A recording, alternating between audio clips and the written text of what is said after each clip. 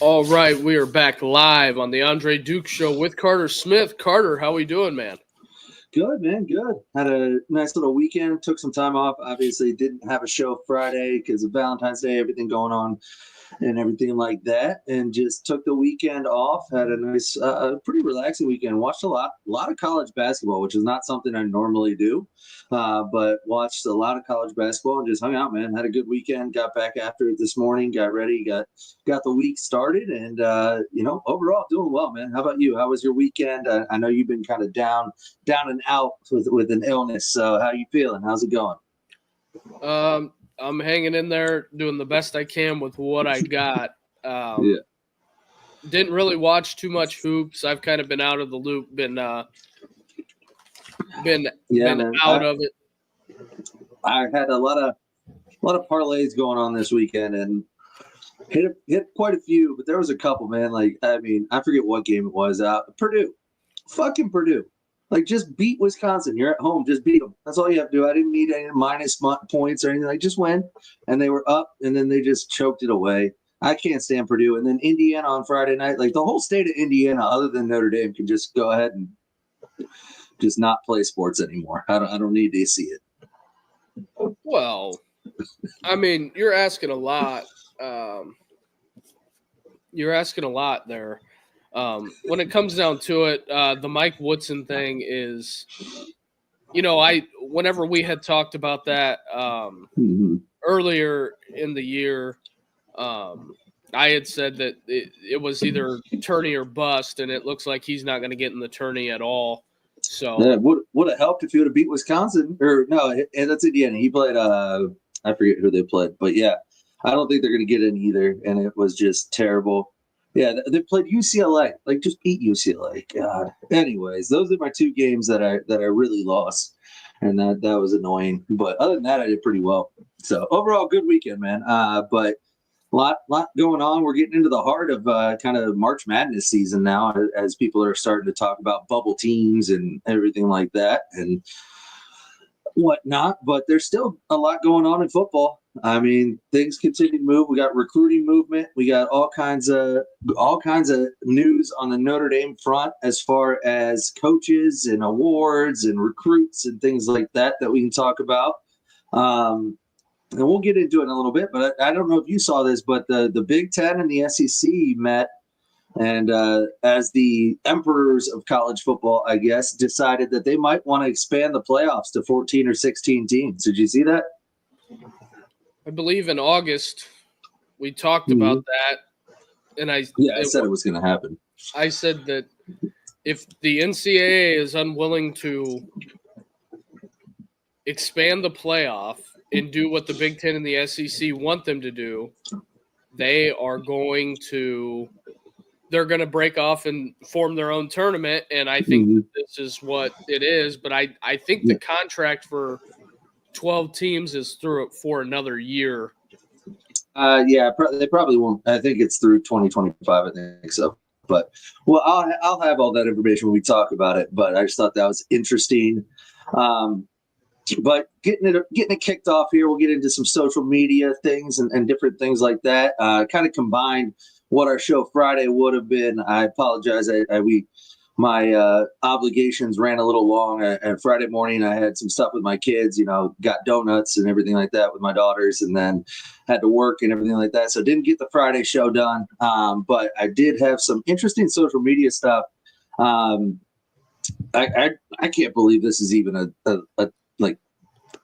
sentence I'm about to say, but LeGarrette Blount Jr. has been offered a scholarship by North Carolina to play for Bill Belichick. Obviously, LeGarrette Blount won 2 Super Bowls on the Patriots playing for Belichick, and apparently Belichick likes his son. What do you think about this, Duke? I don't know much about his son, Blount Jr., to know if he's a worthy recruit or anything like that, but well, it just goes to show that the New England ties run deep. Also, a lot of times that, these big-time athletes, I mean, LeGarrette Blount derailed his career at Oregon when he punched that kid at Boise he State. punched the Boise State kid in the face. Hindsight 2020. Do we do the same thing as LeGarrette Blount got back then nowadays? Oh, if he did it now, would it be a bigger issue or a less of an issue, I guess? Because I don't know. You have the tunnel incident with Michigan State. Yeah. You have the on-field scrum between Florida State. Mm-hmm. You have I don't know. I don't know what. I guess maybe he gets more of a penalty than he got in today's world because like all that stuff is like teams going at it, right? It's not like one guy just throwing a haymaker on one guy. So I think he probably would have gotten in more trouble if he did it in today's world than when he did it. Although it hurt his draft stock. I mean, because Chip Kelly kicked him off the team. Yeah. I mean, and think about it for the NFL teams that looked at him and were like, yeah, he's really good, but like he punched that dude in the face. We can't take him. And then you saw his whole career play out and you're like, fuck, what a waste. Like we should have just taken him. He didn't get in trouble one single time after that, really. Like he got arrested one time in Pittsburgh. Yeah, what was that for? Like fucking weed or something? I think so. Yeah, I think it was weed. Like they don't care about that unless you're Josh Gordon. Did you see? I saw. I think Joe Hayden went on. What it had to have been Manziel's podcast, I guess. Right? I don't know, but Joe Hayden went on and talked about Josh Gordon. He's like, man, dude was going for 200 in back-to-back games. He just couldn't not smoke. And he was like, and once he got on the list, he couldn't not fail a drug test. And unfortunately, like he never wanted to hurt anybody. He wasn't out partying, getting in fights or anything. Like he just wanted to chill at the crib and smoke and catch a vibe. It's like, yeah, no. Today's day and age, he'd be an all-pro still. Well, I feel like the LeGarrette Blount thing. I feel like he wouldn't get kicked off a team for punching like it. He sucker punched that dude. Came up from behind him and just cold-cocked him in the face. I think he might get kicked off. The kid put his arm on his shoulder, and LeGarrette Blount just turned around and rocked him. I don't know. That was 20 years ago. I'd have to look at the film again, but yeah, I remember. I watched it happen live. I was watching that game, and I watched it happen. I was like, "Oh, did that dude just punch him?" I'm just saying that when it comes down to things like that, you know, I mean, they didn't break out the pepper spray in Boise like they did at the shoe. Well, nobody else started fighting. It was just those two guys. And he just punched him. It really wasn't a fight. Yeah, he punched him, and everybody just kind of walked away. Like it didn't blow up. And it was Boise State and Oregon. It wasn't a rivalry game or anything. Well, you got to remember, Boise State won that game, and Oregon was like number 2 or number 3, and I think Oregon did they have the Jeremiah Masoli thing in the offseason too? They might have. I don't know. Because I think he got kicked out for academics. I believe there was some shenanigans on the field with LeGarrette Blount on I don't know what happened, but he wasn't very happy about the Boise State players and what they were doing. And so I think there was a little bit more to it. But it's still crazy. Hopefully his son goes to North Carolina. That'd be a really cool story. And then hopefully he just doesn't punch anybody, and then he could have a more successful college career. I don't know if he'll have the same success in the pros. You got to win 2 Super Bowls and play for like 15 years. But in other news around college football, the list of combine invited quarterbacks got released. It looks like there are about, what is it, like probably about like 16 or so on here. I'm not going to count every single one, but and just see if there's anybody that jumps out at you that was a notable leave off or somebody that, I mean, to me, it has all the names that I expected to see. Obviously, you got Jackson Dart, Quinn Ewers, Dylan Gabriel, Will Howard, Riley Leonard, Kyle McCord, Jalen Milroe, I mean, is there anybody that didn't get invited that you think should have been?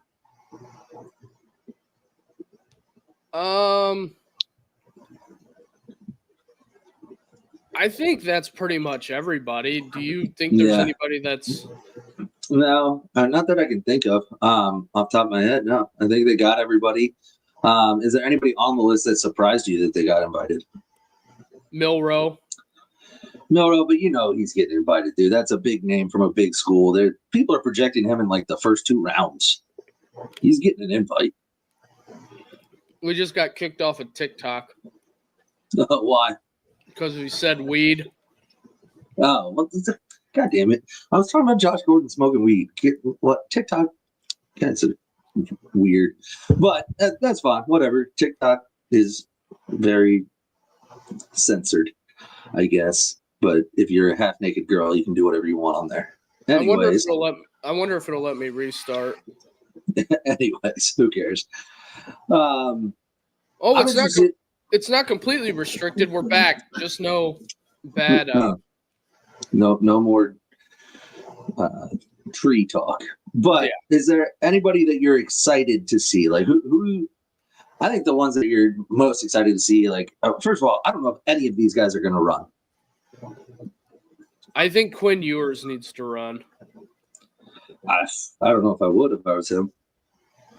I think Dart will run. McCord, I could see. No, McCord won't run. I doubt Riley runs. Will Howard might run just because I think he'll post a time that's going to be impressive and that'll help his stock. I'll disagree. I think Riley Leonard will run. I think he'll do everything. I think Will Howard will do everything. That's true. I think the only people that will hold out of things is I think Quinn Ewers won't run, but I think he should. Yeah. I think Gabriel will be full. I think the kid Seth I think pretty much everybody except McCord. I doubt Shador does anything. I don't know. Yeah. Cam Ward, do you think he runs? I bet Cam throws. Yeah, probably. But the other thing is you got to remember they have their pro days, which a lot of people don't even throw now. I don't know. We'll see. But I think Jalen Milroe has to run. I think he probably shouldn't throw. He should limit his throwing as much as possible. The thing that's wild to me as an NFL organization, you have a universal combine, which I think they should invite more players, in my opinion. Yeah. You have a universal tryout to get players, and they don't participate. Yeah. Because they know their value. They don't have to. I just feel like if I'm running because who else didn't work out? Jamarcus Russell didn't work out. No, Jamarcus Russell didn't work out. He was he just couldn't put down the food. Dude was pushing 3 bills trying to play quarterback. Then again, whenever I think about it, I guess it's fine. The more and more I go back and forth in my mind about it, it's fine. Okay, you don't want to work out. We'll sign you to a 4-year deal. We got control of you for 5 years. And if you suck, you don't completely cripple our franchise like AE, Sam Bradford, Jamarcus Russell, because we only got to pay you, $30 million? Yeah, whatever. It depends on what they're taking, right? And it's tiered and everything like that. And there's no just, Sam Bradford's the number 1 pick. He gets $100 million. Yeah, there is no more of that. So I think in a way that's a good thing, and I think it's also good that the franchise has some control. And one real quick tidbit: I was doing some looking into past trades. We had a disagreement on the Myles Garrett thing. Mm-hmm. The Patriots traded Richard Seymour to the Browns for 2 first-round picks. And Myles Garrett has more production than Richard Seymour had, but they're the same age. Is that feasible? 2 firsts? Mm-hmm. Yeah, I think 2 firsts might get it done. I think but I need at least 2 firsts. I'm not taking anything less. I think 2 firsts, because originally I thought a first and a third would do it, and then I went back and looking at premier defensive linemen that have been traded after the age of 28, and it's Richard Seymour got the biggest hook, which was and I would argue Miles is a much better player than Seymour was. Yeah, I think Richard Seymour had that. He had the cachet coming from New England. Yeah, absolutely. But I don't think he ever won Defensive Player of the Year or anything like that, like Miles did. So I think you. I mean, if I'm the Browns, like I said previously, the conversation isn't even started if you don't come to me with 2 firsts. Like I'm not having a conversation unless it's like Micah Parsons in a first. I think I was looking at a lot of draft stuff while I've been sick this week. Mm-hmm. I was looking at it, and I think they're going to move Garrett and they're going to take Abdul Carter. I wouldn't hate that, assuming you get at least 2 firsts for him. I mean, get 2 first-round picks, get a young pass rusher. I mean, you're crazy if you think anybody in the draft is going to be Myles Garrett. Like, there's just those aren't in every single draft. Now, there's good players in every single draft, but getting another Myles Garrett isn't going to happen most likely. But you can get somebody productive and then add 2 more first-round picks. I don't hate that. I mean, I don't want Myles to go anywhere, but if it's going to happen, it has to be for, like I said, at least 2 first-round picks and maybe even a 2 firsts and like a 4th or something. I don't know, but I'm not even having the conversation if it doesn't include 2 firsts. I think the only thing that I would be hesitant on the Myles Garrett thing is that you only have him for 2 more years. Mm-hmm. Yeah, I mean, but at the same time, like he's going to be just then 30. And if he's been productive, you can sign him. Like he wants to go play somebody somewhere and win. And if you're the Bills or if you're somebody that has, which like the Bills, I don't know the draft. I mean, I think they have all their own picks, but if you can give up 2 first-round picks and get Myles Garrett, and the Bills are pretty much a defensive end away from being an actual Super Bowl contender. I mean, they've been in the conversation every year. You pair him with Von Miller on Von Miller's last leg and see what happens. What about Detroit? I don't think Detroit will do it. Detroit, I think, has enough young talent, and they don't. I'd be all for it. I think that's a great place for him. Him and Aiden Hutchinson will be insane, but they're going to have to pay Hutch. They're going to have to pay some of these rookie contracts they have coming up. Like I think Amon-Ra just got paid.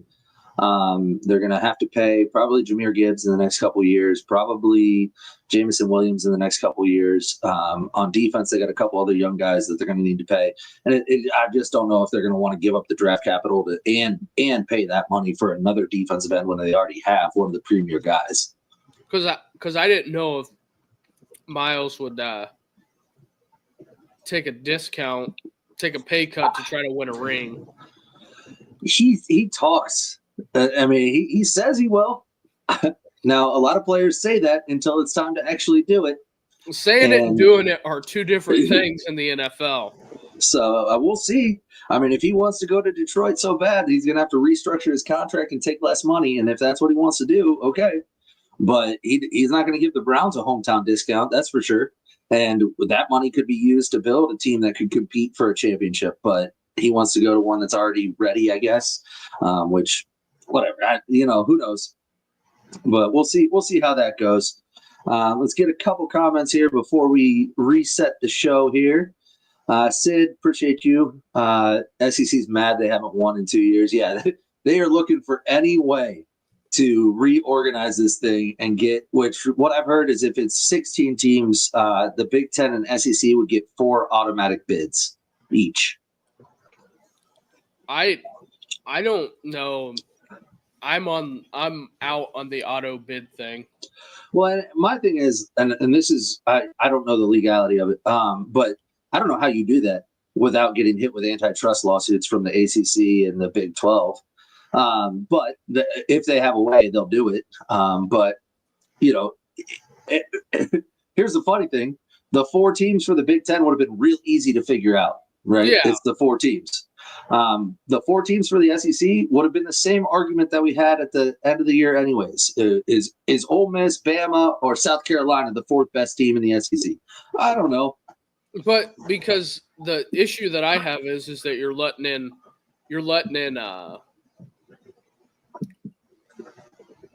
I don't like the fact that Boise got the bye. I think SMU they're going to get rid of those. SMU was deserving to get in because they went 11-2, made it to the conference championship, lost. I'm with you. I think the Big 12 only deserved 1 team. The Group of 5 got 1 team and Notre Dame.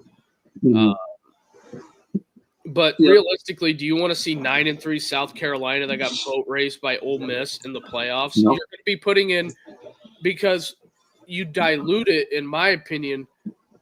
If you would have left SMU out and put Bama in, which this is totally contradictory of the statement that the side that I've stood on for so long. Yeah, the hill you chose to die on. I'm just saying that, and I'm not talking about it with a TV perspective here, but if you just go by strict criteria, SMU was head and shoulders more deserving to get in ahead of Alabama off of just criteria, and I've seen it now. The Indiana pandering is already starting to go on. And I don't know what team Indiana is going to be this year. I don't know. We'll see. Again, they're sitting around saying Indiana doesn't play anybody. Yeah, of course. And of course. We're going to be right back in the same predicament we were last year about. Or it might be Illinois this year. Some other Big Ten team is going to go on a run, and then they're going to say everything. But Dave even said even with a 14 team, they'd get 4. It'd be 4-4, 2-2, 1-1. Which what if your 4th team is like Oklahoma at 6-6? You really want to see Oklahoma in there? Yeah.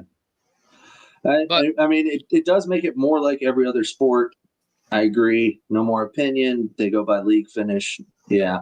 I don't disagree. I just think it's hard to do that in college football when there's 134 teams and you're whittling it down to 14 or 16 teams. And I get it. There's really relatively, what do you think, like 40 teams that actually are in the conversation or like playing for a spot in the conversation. The other 80 or whatever have no shot. I think realistically to make the 14-team playoff, I think there's about 25 serious teams. Yeah. You got essentially anybody in the Big Ten and SEC could make a run and get to the top 4 spot, right? So that's any of those teams. Like now, obviously, some teams like Rutgers or Vanderbilt or whatever probably won't, but they could, right? They could have an Indiana season. But if you swap out the logo on the side of Indiana's helmet and you put the wings of Michigan they're on a top there, 4 seed or something. They'd have been ranked number 1. So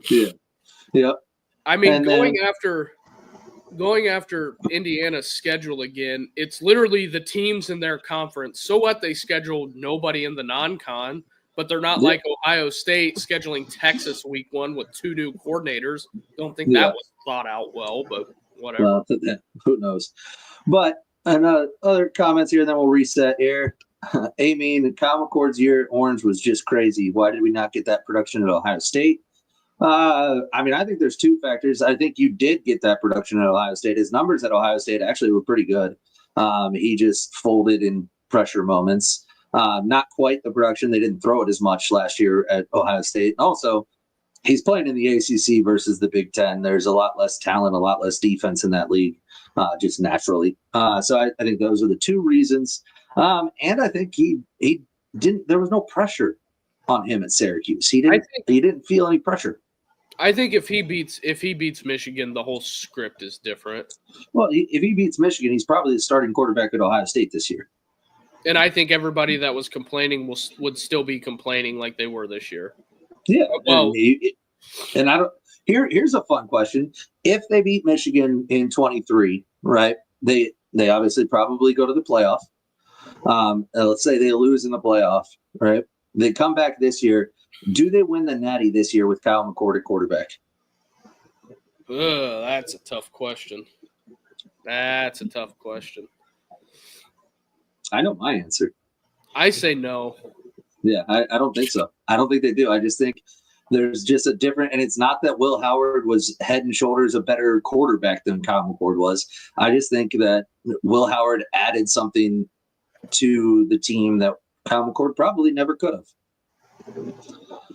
But who knows? I don't know. Saying, first of all, Will Howard's legs were instrumental at times, and Kyle McCord was never going to do that. Well, also, let's not forget, if Ryan didn't win the Natty this year, he's getting fired. Allegedly. But if he would have got blown out by Tennessee at home, you don't think that they would have been – There would have been some conversations. So – but I think, well, with all the money issues going on around college football, I don't know if they would have bought him out, though. No, you don't say, do you? Word on the street is Riley Leonard hasn't stopped running. That's a fact. He's still running, and he's still thinking about the hit Lathan ransom laid on him. Hey, when all of this completely comes out and it all comes out in the open with the House and NCAA, I'm not going to be shocked. Yeah, I'm with you on that. There's some people out there like that I talk to are like, are you reading about this? Are you hearing about this? And I was talking about this in the springtime.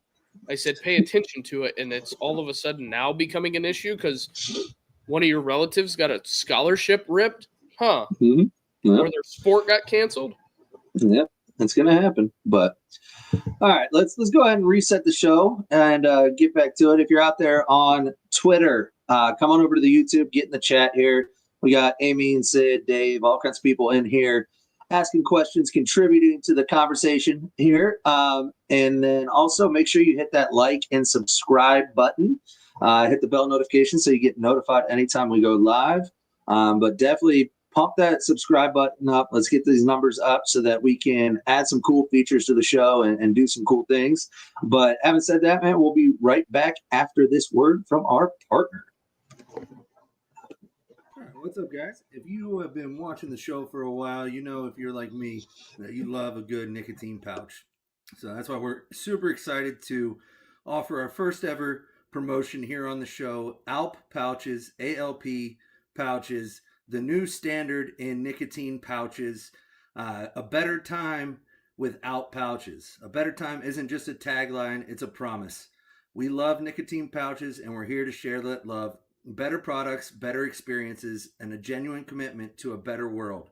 That's why a portion of every sale goes to real causes, not political players. Simple, honest, and yes, better. Best part about ALP pouches is you get more pouches in every tin. That's right, you get 20 pouches per tin as opposed to the regular 15. Also, tins come in 3 different strengths from 3, 6, and 9 milligrams, so you can pick your strength. And amazing flavors. All the pouches come with enhanced moisture, so no more dry pouches chafing your lips or giving you cuts and scratches on your inner lips. They come in all sorts of great flavors, all your typical flavors, or try my favorite, the refreshing chill or the tropical fruit in the 9 milligram.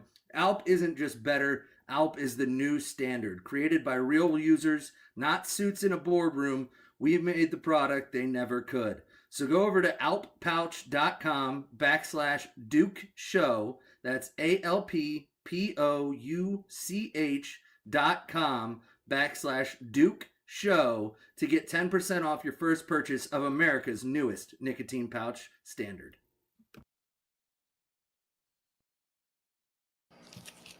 All right, Carter is in Muteville. Yeah, absolutely. Go out there, get your ALP pouches. They're great. The links in the show notes, everything like that. So go on there, get some pouches. But in other news, we have another college football playoff prediction. Our guy, or maybe not our guy, I don't really know him, JD Pickle, the Pickle Boy, came out with a playoff prediction here, and let's see who he's got in and everything like that. So he has Oregon winning it all, which I think is interesting. I don't know how you feel about that one, but I did think it was interesting. He has Notre Dame at the 6th seed and losing to Clemson in the round of 8. What are you thought when you look at this? What any teams jump out at you that you don't think will be there or would be surprised if they are? First of all, whenever looking at this, I don't think Arizona State is going to win the Big 12. I think a new team wins the Big 12 this year. Mm-hmm. And I also don't think the Big 12 gets 2 teams in. Yep. I could see Kansas State winning it. Is UNLV with Barry Odom, missing Barry Odom, going to make the playoff? That's a big stretch, in my opinion. Definitely could see Georgia there. Mm-hmm. Oregon being the regular season champs again, that's not out of the realm of possibility. I don't think. Penn State in the playoff, not out of the realm of possibility, because if you do the Indiana thing, they don't play anybody all year.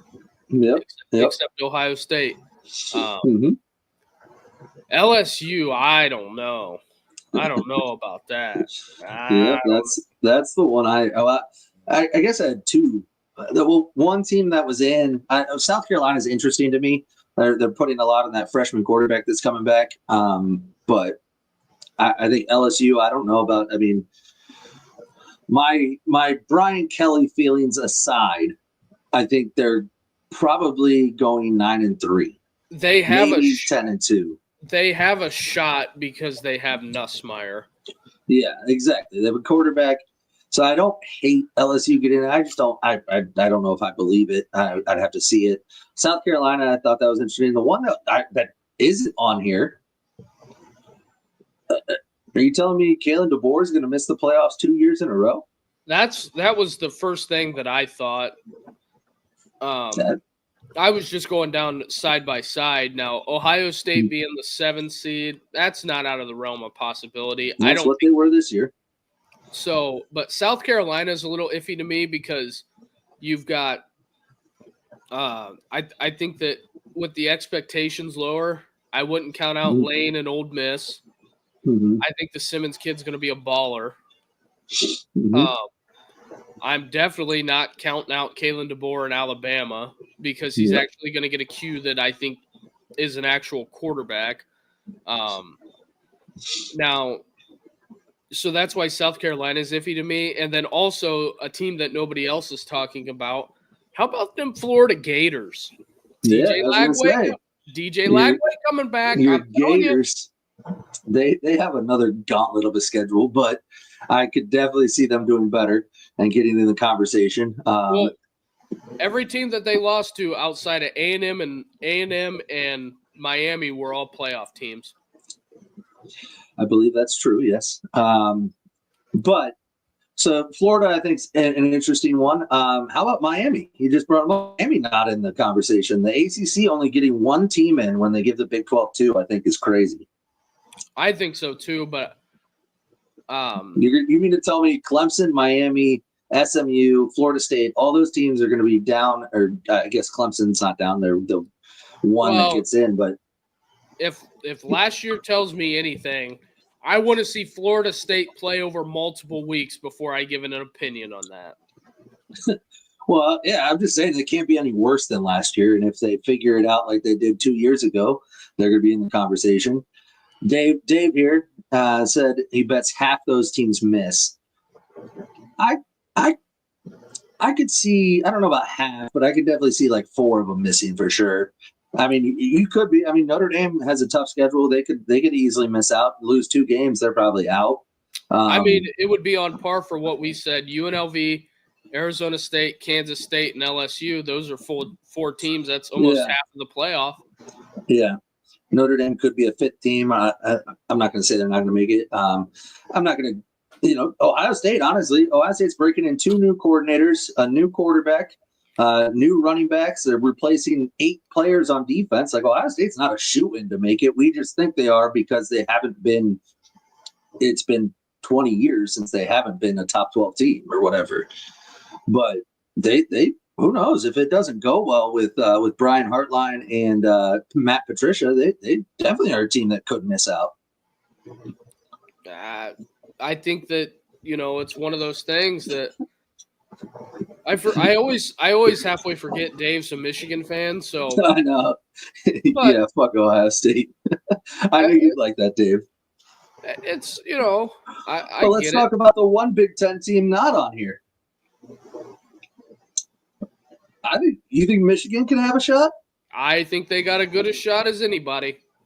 I think they're up there. I mean, what are the Big Ten got teams? 3 in? 2 sleeper teams, Florida and Michigan. Mm-hmm. Yeah, I like that. Dave, do you want that 11 seed just so you play Notre Dame, or do you just want the 11 seed? Because I would definitely love a Notre Dame Michigan first round matchup. That would be insane. Put that in South Bend. Ooh. I don't care what I got to do. I'll sell my firstborn.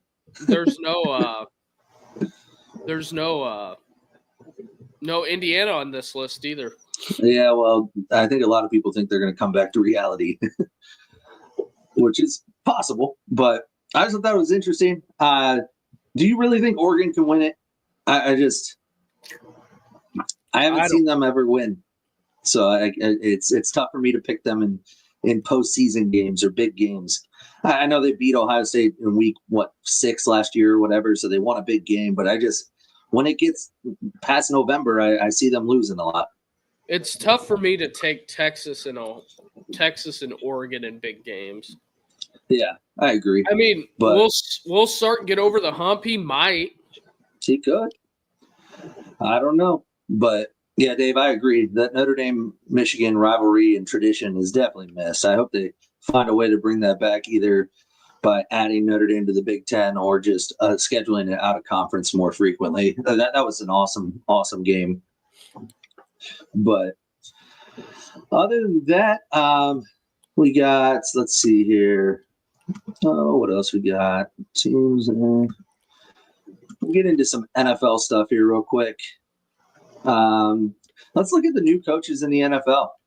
We got, it looks like, about 7 new head coaches, and we had them graded, or they were graded by, I believe it's, I don't know, Monday Morning Quarterback or some shit. But here's how they grade the hires. Mike Vrabel, an A+. Do you disagree with that? No, I think it was a great hire. I love Vrabel. I think he's going to be phenomenal. Brian Schottenheimer, F-. How do you feel about that? I don't agree with that. It's the problem the Dallas Cowboys have is it doesn't matter who the coach of the Dallas Cowboys is. The coach of the Dallas Cowboys could be Zach Smith and have every advantage in the book, and they would still find some way to mess it up. Because you know why? Jerry Jones is the common denominator of what's wrong with the Dallas Cowboys. You could hire a ficus, and it would be the coach. Jerry Jones does his little thing. He waves his wand. It's like the Men in Black thing. He hits it, and all the Cowboys fans forget that he's in charge and he's pulling all the strings. So I don't agree with that. I think it doesn't matter who the coach is because Jerry's going to do what Jerry's going to do, and that typically is just completely crater like normal. And then what does Jerry do? Because he owns the team, he can just fire the coach. It was the coach's fault. So it's not the coach that's an F-, it's the job. That's why they can't get any top flight candidates to go there. And McCarthy was like, I'm not even going to try to renegotiate my contract. Yeah, I'm not. I don't. I don't hate Brian Schottenheimer as a coach. I don't think it's a terrible coach. I think it is funny you bring that up about Jerry Jones and the Cowboys. My buddy sent me a TikTok or a reel or whatever of like this dude watching TV with his girl, and he's on his phone, and she's like, "Babe, get off your phone. Like, we're watching TV." And he's like, "Why don't you get off your phone when we're watching football then?" And she's like, "Well, it's not the same. Like in the show, we don't know what's going to happen." He's like, "You don't know what's going to happen in a football game?" She goes, "Babe, I've been watching the Cowboys for the last 5 years with you. I know what's going to happen." I was like, damn, that's brutal. But yeah, I believe he is Marty Schottenheimer's son. Yeah. Yeah, he is. Yeah. He is. Yeah, I believe that's true. Aaron Glenn gets a D going to the Jets. I feel like they're just grading the jobs, not the coaches. I think Aaron Glenn's a good coach. That's what I feel like. The Jets are the same thing. They're the same. Yeah. They're literally the same thing. Yeah. But then you get to the next one. Ben Johnson gets an A going to Chicago, and Chicago is just as dysfunctional as any other franchise in NFL right now. The Bears are on that cycle. You know who will get fired this year? Ryan Poles. You know what they'll do? They'll draft a new quarterback. They'll get rid of Caleb, and it'll be, you know what we'll do? We'll fire the coach, hire a new GM, hire a new coach. It's the same in – it's the same.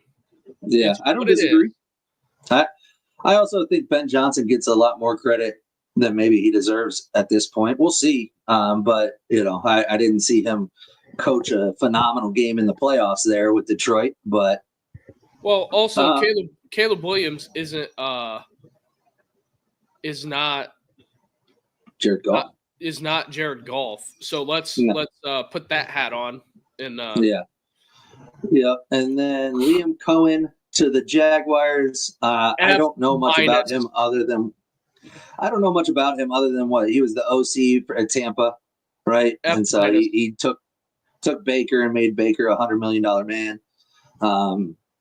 I saw his press conference and it was cringy. I didn't like it. He's the first one fired. Yeah, first one fired. We got old Pete Carroll going to the Raiders. B+. I don't hate the hire. I don't either. And like listening to players talk about playing for Pete Carroll, I'm sure he's going to get the players to buy in. They're going to love him. He's just a likable guy, and he has more energy than any 75-year-old man I know, I'm sure. But overall, I think, that's a stopgap. He maybe gets them to the playoffs for a couple years or something, but then he's going to retire. I don't know if it's long-term success for the Raiders by doing that, but it'll be interesting to see. And if they go out, and I do think he's putting together a good staff. I think bringing Chip Kelly on was great. I think that's going to be great for his offense. And if they go out and draft a good quarterback, who knows? Maybe a little Will Howard reuniting with Chip Kelly in Las Vegas. Yeah, we'll see. And then Kellen Moore to round it out at the bottom. I just if you go look at their cap situation and they have Derek Carr, what do you want the guy to do? Right. I don't know. What's crazy is Kellen Moore played against Derek Carr in college, didn't he? Yeah. Yeah, that's wild. That's pretty funny. But yeah, interesting stuff there. And then is there a stronger nepotism-based organization than football? No. I mean, there might be. Maybe things like it's just very publicly there's public nepotism where in business and stuff you might not know about it because you're not really they don't have news reports on all the hirings and firings within corporations and stuff like that very often unless it's CEO or whatever. But there's definitely a lot of college football or just football. Becoming a coach is a lot about who you know. You gotta start. You still gotta work your way up for the most part, unless you're fucking.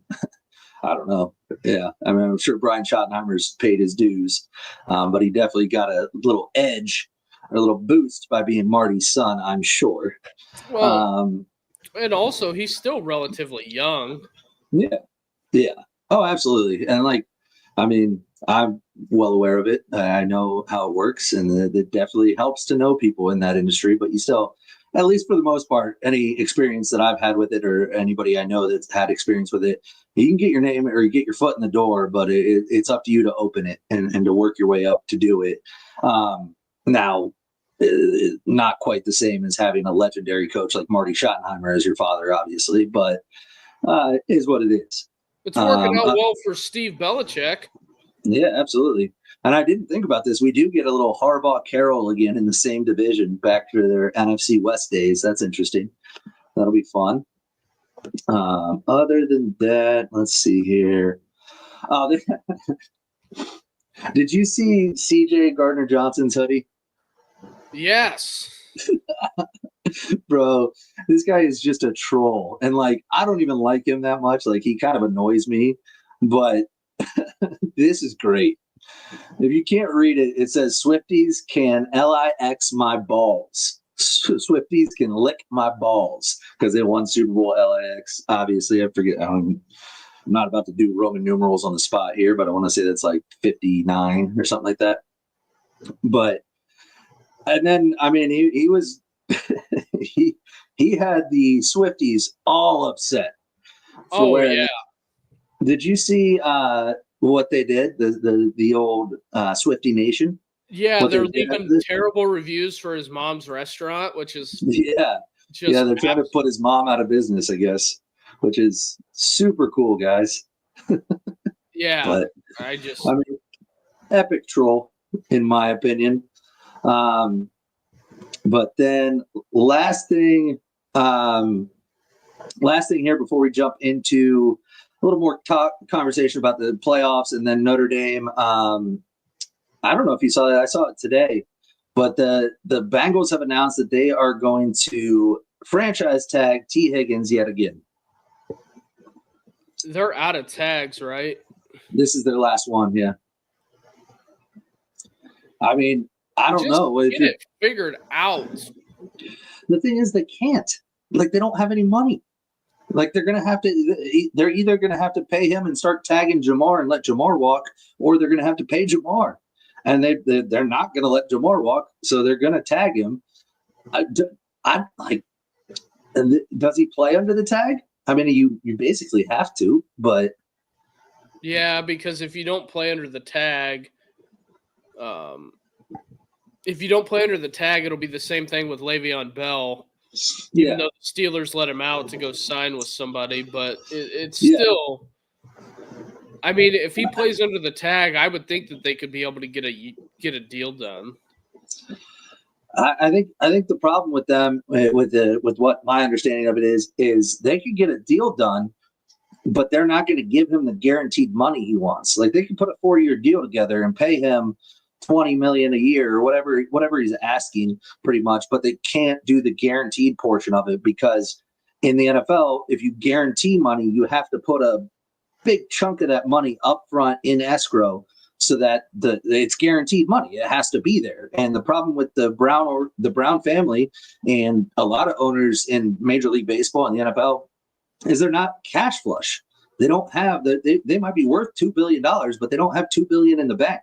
So when you sign Joe Burrow to a $500 million contract or whatever they signed him to, and guaranteed $200 million of it, well, they had to put that $200 million in the bank, and they're running out of money, and they're going to have to do the same thing with Jamar Chase for any guaranteed money that they have for him, and they just don't have the cash to do that. And so they could get it done within the cap. It's the guaranteed money, I believe, that this is the issue. And if you're T. Higgins, the guaranteed money, like players, that's what they care about. It's all great, Danny, to sign a 4-year, $200 million contract. But if it's not guaranteed and I go out and break my knee, I'm not actually under contract. They can cut my ass. Well, I think that's kind of an issue. But, the NFL, let's be real, the NFL CBA is kind of trash to begin with. Yeah, I don't disagree. I mean, Major League Baseball, I think the players are going to go out on strike, but because the owners want to get rid of the guaranteed money and they're not going to budge on that, I think that's just the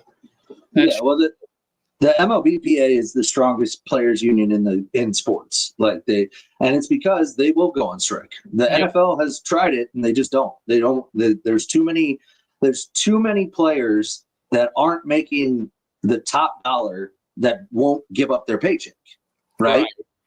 I mean, if you look at it, an MLB roster has what, like 20, 30 guys? Yeah. Yeah. And then there's 30 teams. In the NFL, there's 32 teams. Every one of them has 53 active plus practice roster and everything like that. And you're talking about majority of those guys. I mean, practice roster, you're making good money, but I mean, 250K a year. But if you're all of a sudden told, yeah, you're not making that this year, we're going to go on strike. Well, shit, I still have bills to pay. Like, unless you're making top dollars, like they aren't, like practice squad players aren't living lavish lives. Well, also the crazy thing that comes down to it is I think the guys on the practice squad get paid $10K a week. Yeah, I forget what it is, but it's something. But there's some type of breakdown, and it's a interesting endeavor. But also, there's too many guys when the season rolls around that are broke that need the season to roll around. But yeah, exactly. And so they can't go on strike. But it'll be interesting to see what T does. I think franchise tags are. I understand the purpose of them. Like, I get why they're there. They're there to protect teams from being held hostage by players. But they also are there so that you don't have to give a player a contract. I can franchise tag them. Yeah, they're going to make more than they would on their contract for 2 years, but I don't have to give them a 4 or 5 year deal. Right. But regardless, it'll be interesting to see how that shakes out. And then we'll go ahead and reset the show real quick and get into our Notre Dame segment. If you're out there on Twitter, YouTube, anything, TikTok, come on over to the YouTube channel. Get in the chat. We got a lot of people in here tonight giving us some good nuggets. But come on over to the YouTube channel, Andre Duke Show with Carter Smith. Hit that like and subscribe button so you can stay with us all year long. We go every day, Monday through Friday, usually 7:30 p.m. And then during the season, we add some extra shows and do some fun stuff like that. But hit that like and subscribe and turn on the bell notification so you get notified when we go live and ahead of the time. But getting into some Notre Dame stuff, Al Golden wins the Broyles Award for the best assistant coach in the country. He wins this after obviously leaving to go to the Bengals. Do you think there was anybody who was maybe more deserving of that award? You could have gave it to Chip Kelly. I was going to say either Chip Kelly or Jim Knowles. I think both could have had a argument for that. Obviously, Jim Knowles' defense at Ohio State was the best in the country and probably the biggest reason they won the national championship. But I think what Al Golden did, especially with the injuries that he had to sustain, I know Ohio State had a lot of injuries on the offensive side of the ball, but on the defensive side, they were relatively healthy the entire year. Really didn't have any major injuries, whereas Notre Dame lost a lot of defensive linemen and, obviously Benjamin Morrison and some big-time players and still put up a top 5 defense. So I don't have a problem with it, and I think Al Golden was a great defensive coordinator. Sorry to see him go, but understood the business side of that. And obviously now with Chris Ash coming in, he's been left kind of big shoes to fill, right? You're not losing that much on defense. I mean, you're losing a couple key players like Kaiser and Morrison and things like that, the Riley Mills and Henry Cross. But you have a lot of young players that have seen a lot of playing time. And so it'll be interesting to see what Chris does with that defense. But outside of that, we do have a new GM. Joseph, I think this is what you are what you're talking about. Director of recruiting, general manager, sometimes same thing. So the obviously Notre Dame wanted to get the guy from Texas Tech. His name's escaping me right now. Blanchard. Yes, he wanted to get Blanchard. Swung and missed. He decided to stay there, albeit for money, family, whatever it is. They kept him. And so they had to circle back, and they went out and they stole really a key personnel person from the Detroit Lions in Mike Martin, who has become the new GM of the Notre Dame Fighting Irish. What are your thoughts on this, just when you first heard the name and kind of what he's been able to do? I think it's a good hire. They've had extreme success at Detroit. I think that Dave's here just hits it out of the park. No value in the Royals Award. Josh Gaddis won it. Oh no, that is fair. That is fair. I'll agree with that. That is definitely fair. I look at it as I think that this is going to be able to take Notre Dame into a different direction, not necessarily like a new fundamental direction, but maybe Notre Dame can take the next step into getting more elite athletes. Yeah. So, I mean, yeah, when I saw the name, I wasn't super familiar with him. I had heard his name in conversations and things like that. But he was with the Lions for 4 years. So really majority of their rebuild, building that roster into what it's become. He was the director of scouting. So very integral in the draft process, in evaluating talent and doing all of that. Had spent the previous 11 years before that with the Texans as either the director of college scouting, a national scout, different things like that. So he's worked his way up from the scouting department. So he has a lot of experience evaluating talent and from an NFL perspective, from an NFL level. So seeing how that translates into recruiting is going to be interesting. Because the one thing that I think could be an advantage by having somebody with that level of just acumen in talent scouting is you might not necessarily go out and get all of the big 5-star recruits, but you might be able to find some of those middle tier 3 and 4-star recruits that are undervalued in the recruiting process, because star ratings are done by recruiting services, which are paid for by whoever. Yeah, whoever, right? And so unless you are one of those kids that are paying for recruiting services and things like that, sometimes you get missed. Like you'll have kids that are 3-star kids that they haven't been evaluated. They haven't been scouted as well. They aren't on one of the premier high school programs in the country getting national scout attention all the time, things like that. So having somebody with that much knowledge of how it goes into evaluating talent for the next level, I think could be really, really advantageous for Notre Dame in recruiting. And then that's exactly what I was thinking. What he just put up there, Dave. Yeah. The portal is huge because you're going to be able to evaluate that talent and then, pay. He has more knowledge of that because he was in the personnel department. Obviously, pay in college football is such a wild west, different animal that I don't even know if NFL GMs could really put value on kids yet. It's so hard to understand, but you can at least say that kid's definitely not worth that. Yeah. Right. So, but overall, I like the hire. Obviously, the Lions have become really a premier franchise for rebuilding and kind of accumulating talent in a really intelligent way. So anytime you can get somebody like that, and he's, like I said, he's been in the NFL for over 15 years, pretty much exclusively evaluating talent the whole time. So for the past 15 years, he's done what you're going to ask him to do right now at the highest possible level. Interesting. He did go to Vanderbilt. He played defensive back for Vandy in the late 90s, early 2000s. So he was a finalist for the SEC Scholar Athlete of the Year award. So smart guy. Graduated from Vanderbilt. I don't hate it. I like the hire. I was really high on Blanchard because I'd heard his name a lot more in college football circles.